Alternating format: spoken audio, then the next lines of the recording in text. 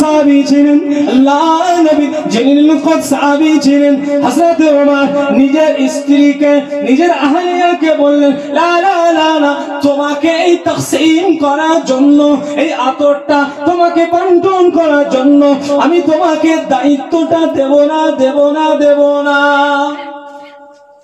নিজের স্ত্রী হুজুর কেন? ভাগ করে দেবো, এটা আপনি দিয়ে দেবেন মানুষ দিগকে, ভাগ করতে পারবো না, একই মহামারী, ভারী জিনিস। হযরত ওমর দ্বিতীয় মুসলিমদের দ্বিতীয় খলিফা, রাষ্ট্রনায়ক ছিলেন, খলিফাতুল মুসলিমিন ছিলেন। হযরত ওমর সেই সময় বলেছিলেন, তারিখের কিতাবের মধ্যে লেখা হয়ে গিয়েছে, হযরত ওমর বললেন, ও বিবি, ও আহলিয়া, ও আমার বিবি, এই তাকসীম করতে গিয়ে আতর কিছু তোমার হাতে লেগে যাবে, হাতের কিছু তোমার হাতে কিছু আতর লেগে যাবে, এই আতরটা এক্সট্রা আমার ভাগে বেশি হয়ে যাবে। বুঝছেন? তুমি বাড়তে বাড়তে ভাগ করতে করতে হলেও কিছু আতর তো হাতে তোমার লাগবে, ওটা জনগণের হক, জনগণের মাল। আমি ওমরের কাছে এসেছি, খলিফার কাছে ভাগ করে দিয়ে জনগণকে বন্টন করে দিতে, আর আমি সেই আতরটা যদি তোমাকে দিয়ে বাঁটাই, বন্টন করাই, তাকসীম করাই, তাহলে তোমার হাতে কিছু হলেও আতর লাগবে, ওটা আমার ভাগে বেশি আসবে। জনগণের হকটাকে নষ্ট করা হবে, কিয়ামতের দিন আমি ওমরকে আল্লাহর কাঠ করার জবাব দিতে হতে হবে। এটাই ছিল আমাদের মুসলিম খলিফা, এটাই ছিল হযরত ওমর। জোরে বলবেন না সুবহানাল্লাহ। আমরা তো খালি গল্প শুনছি, এটা কি যতটা বলা সহজ করা কি সহজ? যতটা বলা সহজ করা কি সহজ?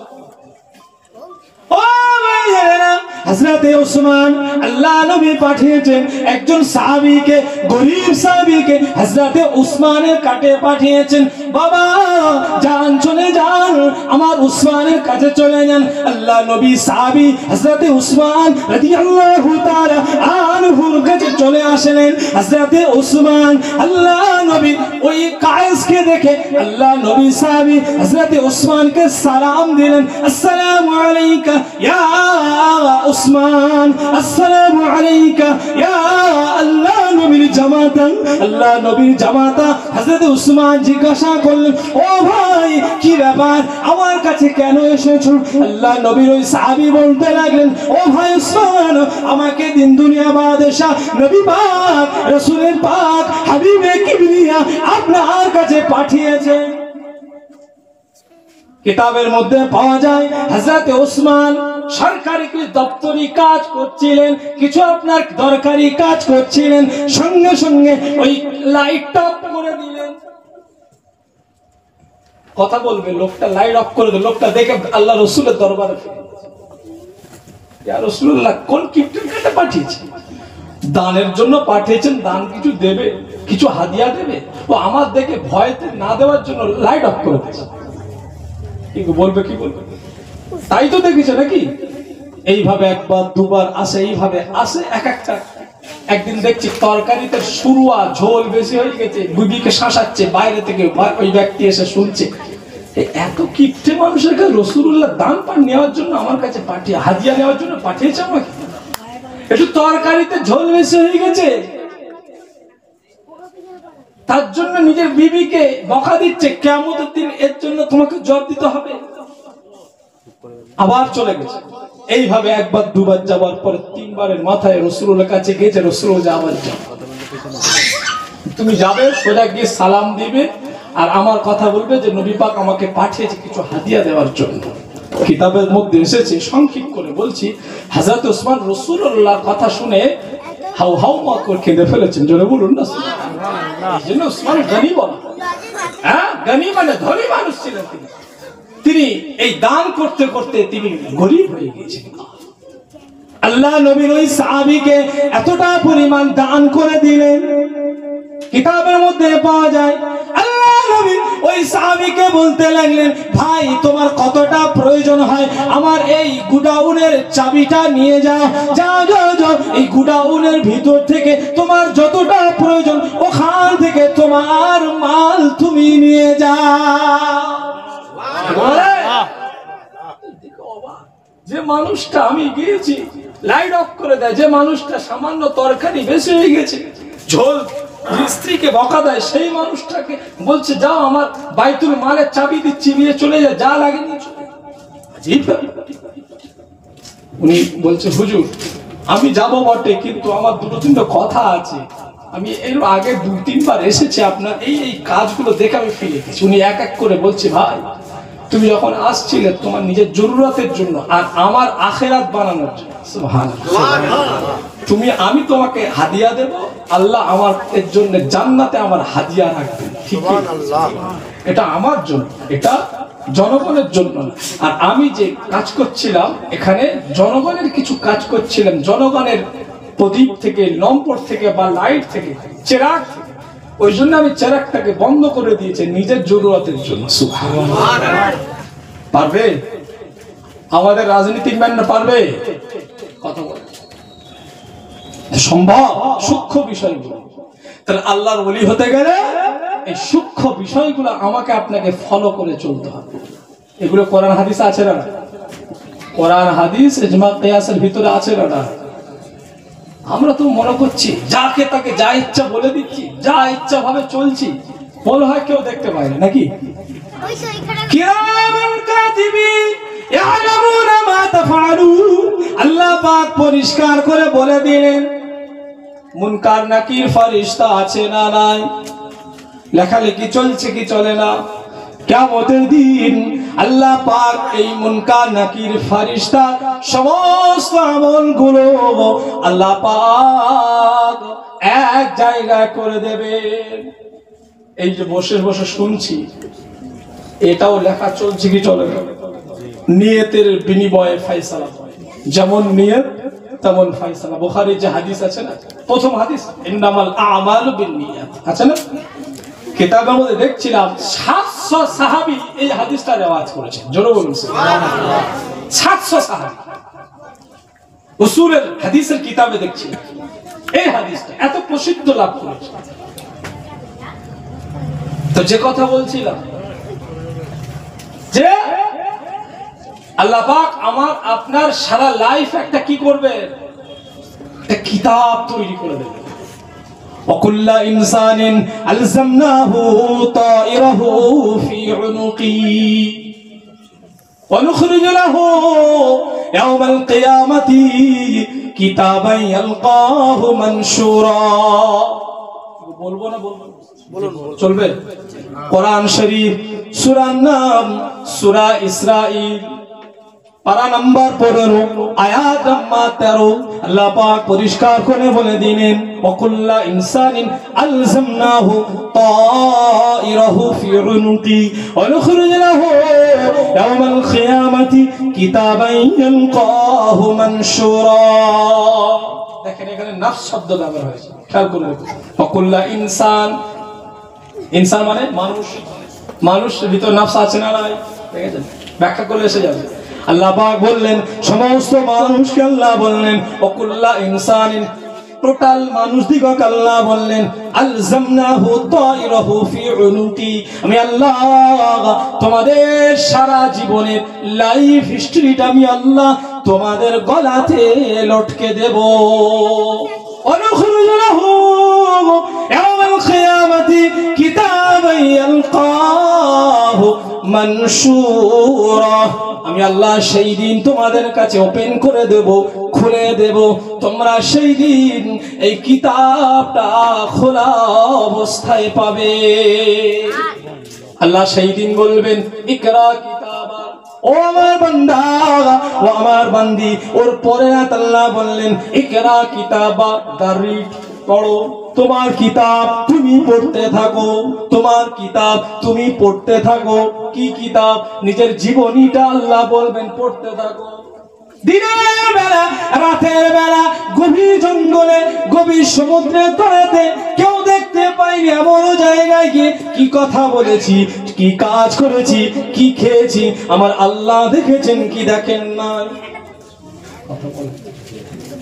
দেখেন আল্লাহ পাক তাই বললেন তোমার কিতাব তুমি পড়তে থাকো। কি করেছিলে, কি করনি, আমি আল্লাহ সব, আমি আল্লাহ এসডি, আপনি কি বলেন? এইচডি ভিডিও অডিও আর কত কি সব আছে, হ্যাঁ ফুল আপনি কি বলেন না, ফুল এইচডি আছে না। আমি আল্লাহ সব কিছু, আমি আল্লাহ আমার কুদরতি দ্বারা, আমার কুদরতি আপনার কি না ক্যামেরা দ্বারা আমি আল্লাহ সব লোড করেছি।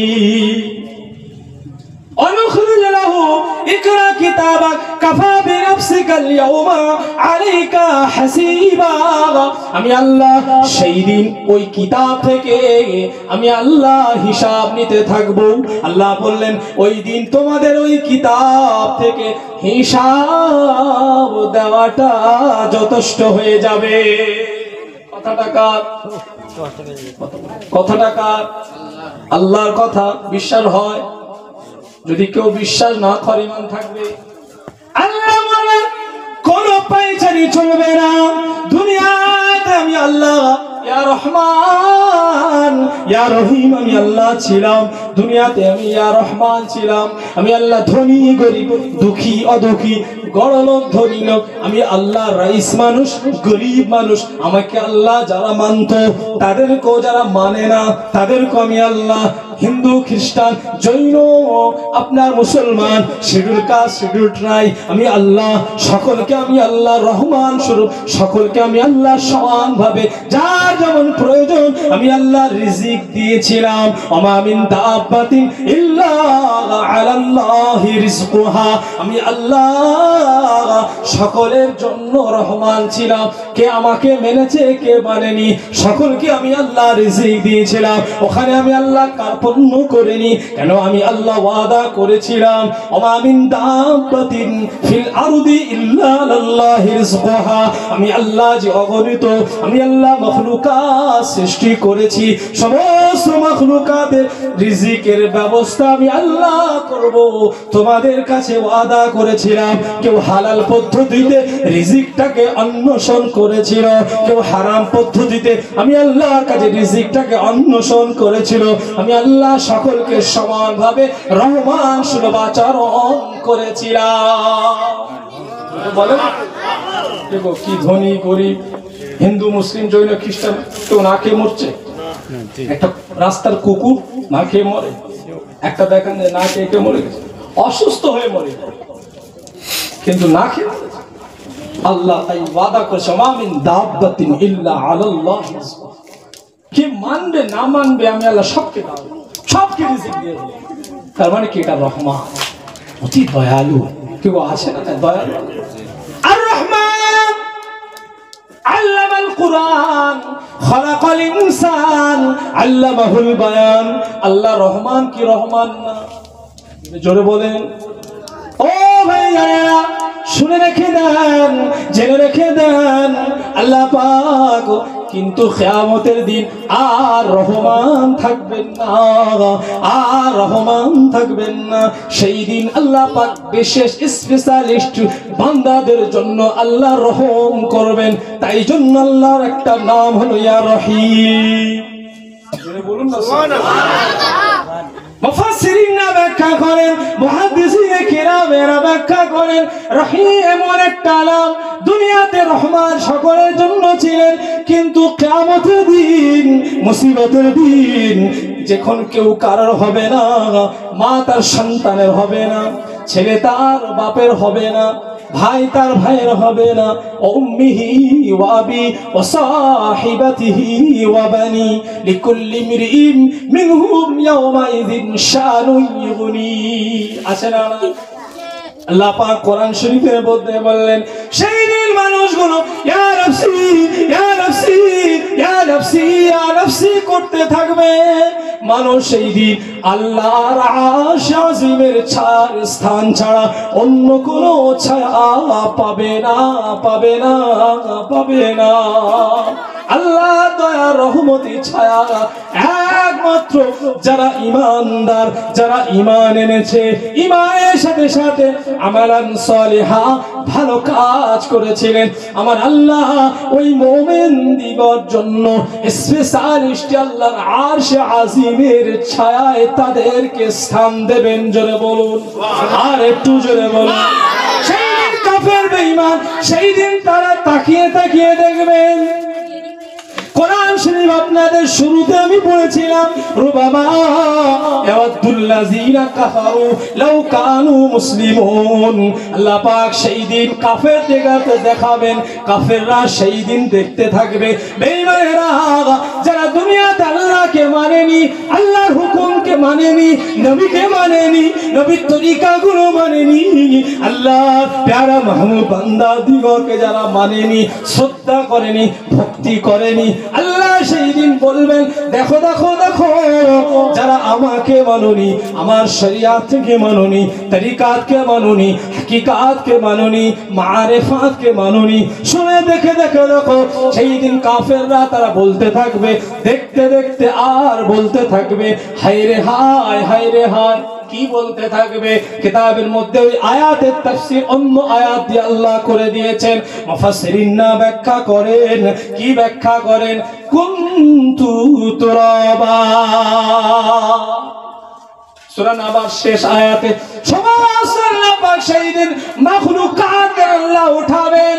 একটা দুনিয়ার জমিনে যদি কোনো গাভী, কোনো গরু, কোনো ভেড়া, দুম্বা, যদি দুর্বল দুম্বাকে, গরু দুর্বল আপনার কিনা দুর্বল গরু, সবল গরু দুর্বল গরুকে, সবল ভেড়া দুর্বল ভেড়াকে, সবল বকরি দুর্বল বকরিকে যদি ভুঁতা দেয়, শিং মেরে দেয়, সেই দিন আল্লাহ তাদেরকে তুলবেন।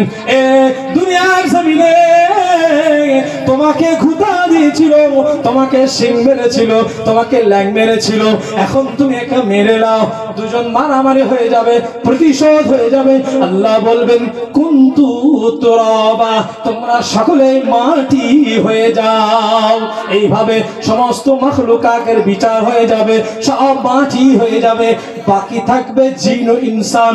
এই জিনের ভিতর থেকে তাদের হিসাব আল্লাহ নিয়ে নেবেন, তারপরে বাকি থাকবে ইনসান, ইনসান দিগকে আল্লাহ হিসাব নেবেন। আর কাফেররা তারা তাকিয়ে তাকিয়ে দেখবে হায় রে হায়, আমরা যদি মুসলমান হতাম, আমরা যদি মুমিন হতাম, আমরা যদি ইমানদার হতাম, আমরা যদি আল্লাহকে দুনিয়ার জমিনে মানতাম, আল্লাহর হুকুমগুলো যদি মেনে চলতাম, নবীকে নবী বলে যদি মেনে নিতাম, নবীর তরিকাগুলো যদি মেনে নিতাম, হায় রে হায় আমাদেরকে এই অবস্থার সমস্যার মধ্যে পড়তে হতো না।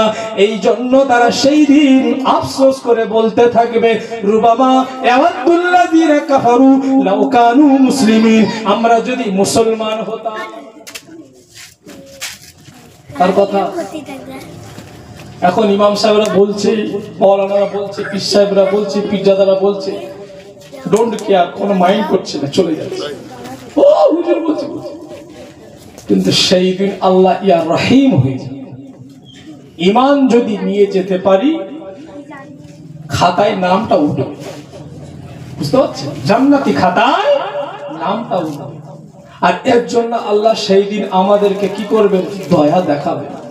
আল্লাহ না করুক, খোদা না খাস্তা যদি কেউ যদি বেঈমান হয়ে মরে, যদি বেঈমান হয়ে মরে যায়, ঈমান হারা হয়ে যদি দুনিয়া থেকে চলে যায়, তাহলে সেই দিন আল্লাহ পাকের আরশে আজিমের ছায়া তো দূরের কথা, নবী পাকের হাউজে কাউসারের পানিও তার নসিবে জুটবে না। আল্লাহ নবীর দরবারের সামনে নবী পাকের হাউজে কাউসারের সামনে দিয়ে কিছু উম্মতরা দৌড়াতে দৌড়াতে যাবে।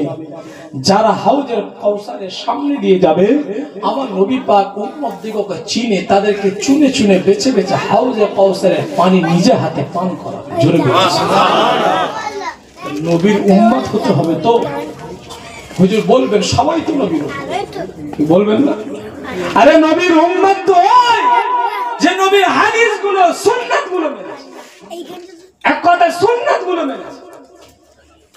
নবী কেমন চুল কেটেছিলেন, নবী কেমন দাড়ি ছিল, নবীর কেমন আপনার কি বলে লেবাস ছিল, নবী কেমন চলাফেরা করতেন, নবী কেমন কথাবার্তা করতেন, নবী কেমন সংসার পেতেছিলেন, নবী কেমন আপনার সামাজিক জীবনটাকে অতিবাহিত করেছে, পারিবারিক জীবন কেমন অতিবাহিত করেছে, রাষ্ট্রীয় প্রতিনিধিত্ব কেমন করেছে, এইগুলো যখন আমার আপনার সংসারের মধ্যে, ফ্যামিলির মধ্যে, চরিত্রের মধ্যে যখন ফুটায়, তবে তো নাকি খালি চেল্লাবো নবীর গোলাম, নবীর গোলাম, আর এদিকে কি নবীর একটা সুন্নত মানে কিয়ামতের দিন নবীর উম্মত বলে প্রমাণ দেওয়া যাবে তো? কি প্রমাণ আছে? মাধ্যমিকে আমি ভর্তি হয়েছি, খাতায় কিছু লিখিনি। আমি মাধ্যমিকে কি করেছি, নাম লিখিয়েছি, রেজিস্ট্রেশন করেছি, অ্যাডমিট চলে এসেছে, কিন্তু খাতায় কিছু লিখিনি। মাধ্যমিক পরীক্ষায় গিয়ে রেজাল্ট ভালো হবে না, ভালো হবে না। কিন্তু আপনি মাধ্যমিক ক্যান্ডিডেট, আপনি মাধ্যমিক পড়ুন, কিন্তু আপনি খাতায় কিছু লেখা ফাঁকা সাদা, খালি আপনি চেল্লালে হবে আমি মাধ্যমিক ক্যান্ডিডেট, মাধ্যমিক ক্যান্ডিডেট, মাধ্যমিক আমি পরীক্ষা দিয়েছি, মাধ্যমিক কি পড়ছি, চেল্লালে হবে? লিখতে হবে তো। এরকম নবীর উম্মত, নবীর উম্মত, নবীর গোলাম আশিক রাসূল চিল্লাচিল্লি করলে হবে? নবী যে পদ্ধতিতে নবীকে মানতে বলেছে, রসুলকে মানতে বলেছে, আল্লাহকে মানতে বলেছে, সেই পদ্ধতিতে যদি আমি আপনি চলতে পারি, তাহলে নবীর উম্মত বলে আশা করা যাবে। কি ঠিক কিনা? আমার আপনাদের কষ্ট হচ্ছে? আমি হাকিকত বলছি, এটা বাস্তব, যার জন্য আমরা আজকে অনেক পিছিয়ে আছি। ওয়াজ শুনছি সন্ধ্যাবেলা, সকাল থেকে জাগাতে, যে মিথ্যা কথা বলতো সেই মিথ্যা কথা চলছে, যে ওজন কম দিতে সে ওজন কম দিচ্ছে, যে চিটিংবাজি করতে সেই চিটিংবাজি করছে, ব্যবসায়ী মিথ্যা কথা। হুজুর ব্যবসা মিথ্যা কথা বলে জায়েজ আছে, এই জন্য নামাজি বলছে জায়েজ আছে। কথা বলেন, মিথ্যা কথা জায়েজ আছে? মিথ্যা হারাম, হারাম আজও হারাম, কালও ছিল, কিয়ামত পর্যন্ত হারাম থাকবে। তা তোমার কাছে হালাল হলো কবে? আবার নতুন কে ওহী ফহি আসলো নাকি? জিবরিল আসলো নাকি? আবার হারাম হারাম, হালাল হালাল হয়ে গেছে। হালাল কোনোদিন আর হারাম হবে না, আর হারাম কোনোদিন হালাল হবে না। তুমি এখান থেকে বাড়িতে বেরিয়ে যাচ্ছ পর্দা করে, বোরকা টোরকা পরে, আর পার্কে গিয়ে খুলে দিচ্ছ পর পুরুষের সামনে, এটা হালাল। ও এদের কাছে হারাম, ওদের কাছে হালাল। কোথায় পেলে হাদিসগুলো? এই আমাদের ছেলে মেয়েদের কথা বলছি। বটানিক্যাল গার্ডেনের ছুটির দিকে চলে গেছে ছেলে আর মেয়ে, স্কুলে যাওয়ার নাম করে, আপনার কি বলে ঘুরতে যাওয়ার নাম করে, আপনার কি বলে কলেজে যাওয়ার নাম করে, ওখানে গিয়ে নষ্টামি করছে, বোরকা পরে যাচ্ছে, ভালো মানুষ সেজে যাচ্ছে, মা মনে করছে বাহ আমার মেয়ে কত ভালো, আমার ছেলে কত ভালো। এখান থেকে বোরকা পরে যাচ্ছে, গ্রামের মানুষ কেউ চিনতে পারে? এই বোরকা পরে গেলে চিনতে পারবে? কেউ চিনতে পারেনি। এই ওর মেয়ে বোরকা পরে, মাশাআল্লাহ মাশাআল্লাহ, খালি মাশাআল্লাহ তাকবীর উঠতেছে। আর বোরকাটাকে বেগানা পুরুষের কাছে গিয়ে, গোপনে গিয়ে, কোন ঘরের ভিতরে, কোন পার্কে গিয়ে, কোন সিনেমা হলের ভিতরে, কোন নোংরা জায়গায় গিয়ে খুলে দিচ্ছে। কোথায় পেলে এটা হালাল? উত্তর দাও। বেগানা পুরুষ, বেগানা নারী, রক্ত সম্পর্ক নেই, এদের সঙ্গে কথা বলা মনে হয় হালাল? দেখা সাক্ষাৎ করা হালাল? হ্যাঁ, প্রেম প্রীতি ভালোবাসা করা। অনেক বলে হুজুর এটা হালাল না, ছেলেমেয়েরা যে লাভ ম্যারেজ করে এটা হালাল। আমাকে একজন জিজ্ঞাসা করছে তুই কোথায় পেলি রে?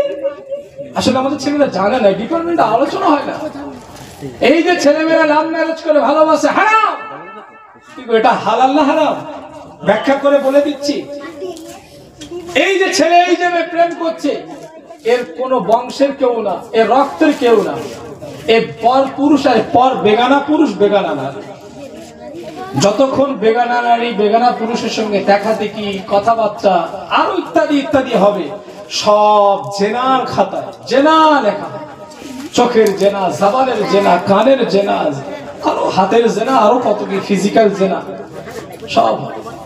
অতএব এই যে যুবক যুবতী যে প্রেম প্রীতি করে ভালোবাসা এখন বাড়ছে না কমছে? বাপ্পাকে বলতে হয় না, চুপি চুপি ছেলেমেয়েরা সব যোগাযোগ করে, শুধু বাপ মা গার্জেনরা বাড়ির মুরব্বীদের শো করে পাঠানো হয়, কিন্তু কথা ফাইনাল করে ফেলেছে। এত বদমাইশ। শোনো যুবক ছেলেরা, যুবক মেয়েরা শোনো, তোমাদের পছন্দ আছে, দেখতে সুন্দর পছন্দ আছে, কিন্তু তোমার সঙ্গে তোমার ম্যাচিং হবে কি? তুমি ছেলে, তুমি মেয়ে, তোমার বাপ মা ভালো জানে। আর একটু ক্লিয়ার করে বলছি, তোমার সঙ্গে তোমার, তুমি যে মেয়েকে ভালোবেসেছো, তুমি যে ছেলেকে ভালোবেসেছো, ওই ছেলের মেজাজ কেমন, ওই মেয়ের মেজাজ কেমন, বা আমার ছেলের মেজাজ কেমন, আমার মেয়ের মেজাজ কেমন, আমি ভালো জানি। তাকে আমি জন্ম দিচ্ছি, ঠিক কি? লালন পালন আমি করেছি। আমার ছেলের সঙ্গে কোন মেয়েকে, কোন মেজাজের মেয়েকে বিবাহ দিলে এদের সংসারটা সুখী হবে আমি ভালো জানি, আমার ছেলে কিন্তু জানে না। তার পছন্দ আছে, তার কিন্তু এক্সপেরিয়েন্সটা নেই, অভিজ্ঞতাটা নেই, দক্ষতাটা নেই। যার জন্য আমাদের সমাজে 1 বছর 2 বছর যাওয়ার পরে, একটা বাচ্চা হয়ে যাওয়ার পরে ওই ছেলে মেয়েদের বাবা মার সঙ্গে বন্ধুত্ব ভালোবাসা আর নেই। কারণ ঘাটেতে এসে দাদিনা আম্মারা দাদিমারা গল্প জানিস কচি ছেলেটা যেদিন ভালো ছিল এখন বয়র হয়ে গেছে, কি বলে কি বলে না, দুঃখ করে। বৌমাটা নতুন নতুন খুব কথা শুনতে, এখন সে দেখছি এখন গিন্নি হয়ে গেছে। আবার দেখবেন বৌমারা আবার ওরা কলে আসলে ঘাটে আসে, আরেকটা বউয়ের সঙ্গে, আরেকটা ভাবির সঙ্গে, আরেকটা জায়ের সঙ্গে আলোচনা করে, জানো যে আমি নতুন নতুন আমার খুব সম্মান ইজ্জত করছিল, আদর যত্ন করছিল, একটু পুরো হয়ে গেছে না, আমার আর পছন্দ না, ভালো লাগছে না, আমাকে খুব জ্বালাচ্ছে, কষ্ট দিচ্ছে, হ্যাঁ ওতান ইত্যাদি ইত্যাদি। আর বলছি কিন্তু সমাজে হয় না। 1 বছর 2 বছর যাওয়ার পরে দেখছেন লাস্ট ফিনিশিং কি হয় বলুন তো, আলাদা হয়ে যায়। এরপরে কি হয়, বাপ মার আর সম্মান দেয় না। এখন দেখবেন ওই বৌমা মুখতে এমন এমন স্প্লিং বের হয়, এমন এমন শব্দ চয়ন বের হয়, ওই শাশুড়ি মার মধ্যে এমন এমন শব্দ চয়ন তারা বের করে, শব্দ বের করে বৌমার জন্য, আর বৌমা তার শাশুড়ির জন্য, শ্বশুরের জন্য, বা আরো অন্যান্য আদার্স যারা থাকে তাদের জন্য, সেগুলো খুব শরিয়ত বিরোধী, সেগুলো গালাগালি, সেগুলো ইসলামের বিরুদ্ধে কথা, যেগুলো বললে আল্লাহ নারাজ হয়ে যায়, হারাম হয়ে যায়, কবিরা গুনাহ হয়ে যায়। কিন্তু রাগের মধ্যে বলে কোথায় গন্ডগোলটা কোথায় বলে, ওই যে ছেলে মেয়ের পছন্দ আছে, দক্ষতা এক্সপেরিয়েন্সটা নেই, যার জন্য এই সমস্যাগুলো। এই জন্য আমার ছেলে আমার মেয়ে কেমন চরিত্র, কেমন ছেলের দরকার, কেমন মেয়ের দরকার আমি ভালো জানি, কিন্তু আমরা কি করছি ওই জায়গাটাকে তাদেরকে মাথা নিয়ে ঘাস খাচ্ছি, যার জন্য আমাদের সমাজে ফেতনাগুলো প্রথম থেকেই আসছে, যার জন্য আমরা আজ রুখতে পারছি। এই জায়গাটা আমাদের মজবুতি হতে হবে। যারা ছেলে মেয়ে আমরা মানুষ করছি তাদেরকেও বোঝাতে হবে, আর যারা আমরা আছি জওয়ান যুবক তাদেরকে বুঝতে হবে। এগুলো বেশিরভাগ ঘটছে সমাজে, পাড়ায় পাড়ায় ছেলে মেয়ে এইসব লাভ ম্যারেজ করে হই হই করে নষ্ট করে সব বিয়ে হয়ে যাচ্ছে, হচ্ছে না? এইভাবে যদি চলতে থাকে এদের ছেলে মেয়েদেরকে এরা ঠেকাতে পারবে? এদের ছেলে মেয়ে যখন বড় হবে এই ছেলে মেয়েরা শুনবে যে তোর মা তোর বাপ এইভাবে লাভ ম্যারেজ করে বিয়ে করেছে, ও ইচ্ছা না হলেও চেষ্টা করবে, চলো আমি একটু লাভ ম্যারেজ করে দেখি না, ব্যাস ছক্কায় দান লেগে গেল, ব্যাস। তুমি কি ঠেকাতে পারবে? তুমি তো করেছো। যখন ঠেকাতে যাবে বলে তোমরা তো করেছো, বলবে না, মান সম্মান থাকবে তো, মাথা হেড হয়ে যাবে, সমাজ আর পরিবর্তন হবে না। এই জন্য আল্লাহ রসুল বলছেন কোন মেয়েকে বাই চান্স যদি একবার চোখটা পড়ে যায় সামনে, মাথাটা নজরটা কি করে নাও, নিচু করে নাও, আর দ্বিতীয়বার তাকাবে না। এই সমাজে কিন্তু আমাদের এগুলো একদম উঠে যাচ্ছে। এই জন্য ভাইরা অনেক কথা বলেছি, আমাদেরকে এই দিক থেকে একটু সংযত হতে হবে। কেমন? একবার তাকবীর দেন, নারে তাকবীর, নারে তাকবীর, তাকবীর, আল্লাহুম্মা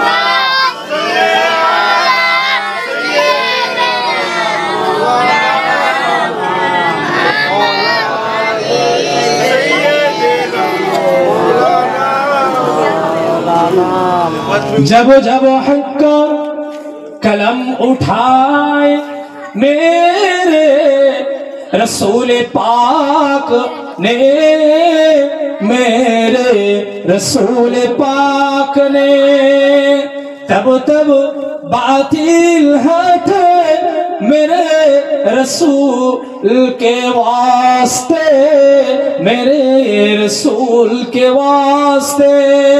अल्लाहुम्मा सल्ली अला सय्यिदिना मौलाना मुहम्मद व अला आलि सय्यिदिना मौलाना। আমার ভাইরা কথা অনেক ছিল, আমার আলোচনা এখন পুরো কমপ্লিট হয়নি, আমি সংক্ষেপ করছি। আমি 3টে নফসের কথা বলতে বলতে এদিকে চলে এসেছি। তাহলে 3টে নফস পর্যন্ত এসেছি। এই নফসটা কারা এবং কাদের আছে, ওই নফস ক্যাটাগরি কারা, এই বিস্তারিত ব্যাখ্যা করতে আর পারলাম না। আল্লাহ যদি কোনোদিন সময় দেয় ইনশাআল্লাহ আলোচনা আরো হবে। কোরআন হাদিস আলোচনা শেষ হবে না, যতদিন শুনবো শুনতেই থাকবো। কোরআন হাদিসের শেষ নাই, যত গবেষণা চলবে তত নিত্য নতুন অনেক কিছু বের হবে। কি ঠিক কি?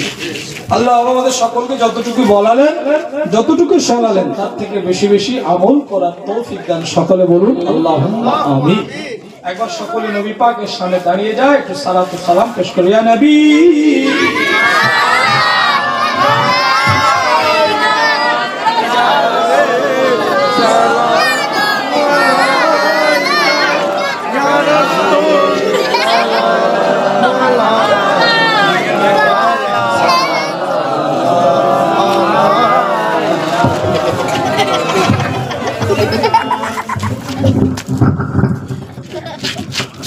এখন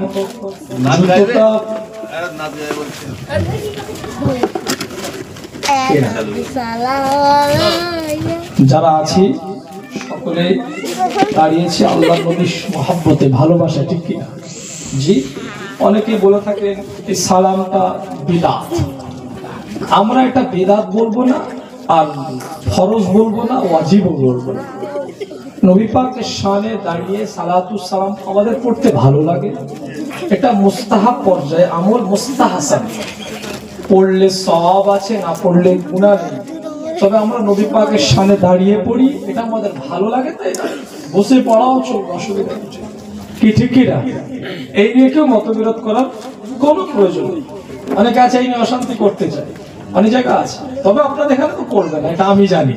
আল্লাহ আমাদের সকলকে কবুল করেন। সকল বলুন আল্লাহুম্মা আমিন। আপে সুলতানে মদিনা महबते अहिया सकीना नूर से मामूर सीना मिश्क से बहता पसीना या नबी सलाम या रसूल सलाम या हबीब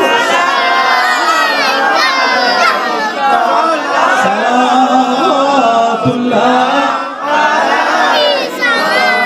आपका तशरीफ लाना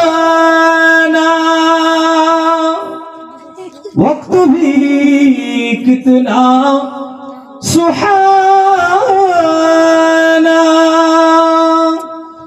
जगमगा उठा